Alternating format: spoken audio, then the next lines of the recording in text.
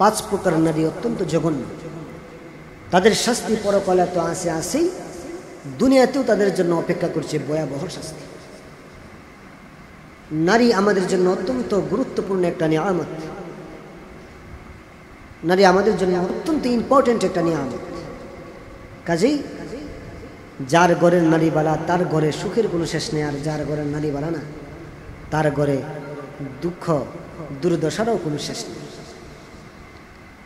কাজেই এমন পাঁচ প্রকার নারী আছে যারা খুব জঘন্য, দুনিয়াতেও যাদের শাস্তি আছে, পরকালেও যাদের শাস্তি আছে। এই পাঁচ প্রকার নারী অত্যন্ত ভয়াবহ। এই পাঁচ প্রকার নারী যে ঘরে যাবে ওই ঘরটা আযাবের টুকরা হিসাবে পরিণত হবে, ওই ঘর থেকে রহমত বরকত সব উঠে যাবে।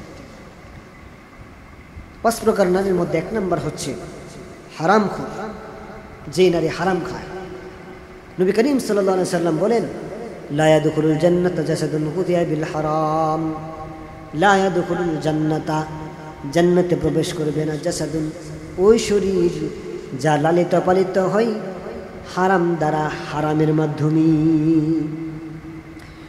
ওই দেহটা জান্নাতে ঢুকবে না, ওই দেহটা জান্নাতে প্রবেশ করবে না, ওই দেহটা জান্নাতে যাইতে পারবে না, ঢুকতে পারবে না।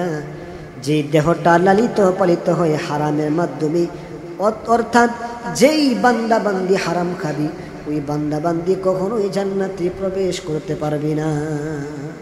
এক নাম্বার, যেই সমস্ত নারীরা হারাম খায় এরা খুব জঘন্য পাপী, এদের শাস্তি পরকালে তো আছে, দুনিয়াতেও এদের শাস্তি আছে।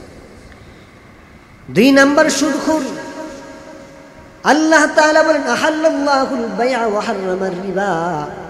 আল্লাহ তাআলা ব্যবসাকে হালাল করেছেন, সুদকে হারাম করেছেন। অতএব যে নারী সুদ খাবি, যে নারী সুদ খাবে ওই নারীর ঘরটা আযাবের টুকরা হিসেবে পরিণত হবে, এবং ওই নারীর শাস্তি দুনিয়া আখিরাতে উভয় কালে ওই নারীর কঠিন থেকে কঠিন শাস্তির ব্যবস্থা রয়েছে। তিন নাম্বার জিনাকারিনী। জিনার কারণে জীবন থেকে বরকত উঠে যায়, জীবন থেকে মজা উঠে যায়, জীবন থেকে জীবনের স্বাদ উঠে যায়, জীবনের মধ্যে দুঃখ নেমে আসে, দুর্দশা নেমে আসে, জীবনের মধ্যে ক্লান্তি নেমে আসে, অন্ধকার কালো ছায়া জীবনের উপর নেমে আসি, জীবন সারকার হয়ে যায়, শান্তি দূর হয়ে যায়, অশান্তি ভর করে। এই জন্য জিনাকারিনী নারীর আখিরাত এবং পরকাল উভয় খালি কঠিনভাবে ক্ষতিগ্রস্ত। কাজেই আমরা জিনা থেকে নিজেদেরকে হেফাজত করব, জিনা থেকে আমরা নিজেদেরকে বাঁচায় রাখব। চার নাম্বার, যে কবিরা গুনাহ করে, কবিরা গুনাহ অত্যন্ত মারাত্মক, কবিরা গুনাহ আপনাকে জাহান্নাম পর্যন্ত পৌঁছায় দিবে। কবিরা গুনাহ আপনার জীবনকে অশান্তির একটা কারণ বানিয়ে তুলবে, আপনার জীবন থেকে শান্তিকে দূরে ঠেলে দিবে। কবিরা গুনাহ আমরা চলতে ফিরতে সদা সর্বদা আমরা কবিরা গুনাহ হতেই থাকে। সগীরা গুনাহ তো এটা মানে হিসাব ছাড়া। সগীরা গুনাহ আমাদের নিঃশ্বাসের চেয়ে বেশি আমাদের সগীরা গুনাহ। কবিরা গুনাহ আমাদের এত বেড়ে গেছে, আর এই কবিরা গুনাহ বাড়ার কারণে আস্তে আস্তে আমাদের উপর শুধু গজব নেমে আসতেছে।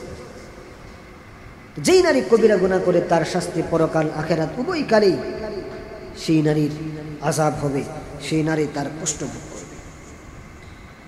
এবং সর্বশেষ ৫ নাম্বার, যেই নারী মিথ্যা কথা বলে। আমরা কোথায় কোথায় কোথায় কোথায় মিথ্যা কথা বলি, অযথা মিথ্যা কথা বলি, হাসতে হাসতে মিথ্যা কথা বলি, দুষ্টামি ফাইজলামি করে মিথ্যা কথা বলি। একটা মিথ্যা কথা যে বলবে তার জন্য ৬০০০ বছর জাহান্নাম। আপনি জীবনে কয় লক্ষ কয় কোটি মিথ্যা কথা বলেছেন, হিসাব করে শেষ করা যায়।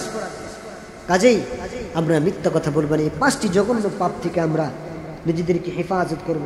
১ নাম্বার হারাম খাওয়া, ২ নাম্বার সুদ খাওয়া। হারাম আর সুদ একই, কিন্তু সুদ হারাম, কিন্তু এটাও সুদ হারামের মধ্যে একটা জঘন্যতম হারাম, মানে হারামের মধ্যেও এটা আরো ডবল হারাম।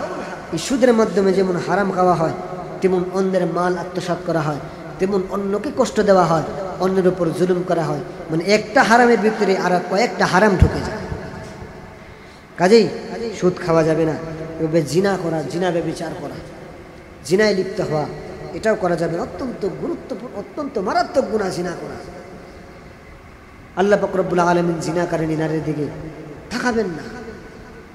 যারা জিনাকারী তাদের দিকে আল্লাহ তাআলা কিয়ামতের ময়দানে তাকাবেন না। আল্লাহ তাআলা তাদের সাথে কথা বলবেন না। কাজে আমরা জিনা থেকে নিজেদেরকে হেফাজত রাখবো এবং কবিরা গুনাহ ছেড়ে দেব। কবিরা গুনাহ আমরা করব না। এবং মিথ্যা কথা বলা মহাপাপ। এই মিথ্যা কথা আমরা বলব। এই 5টি গুনাহ থেকে আমরা নিজেদেরকে হেফাজত রাখবো। আল্লাহ তাআলা আমাদেরকে কবুল করুন।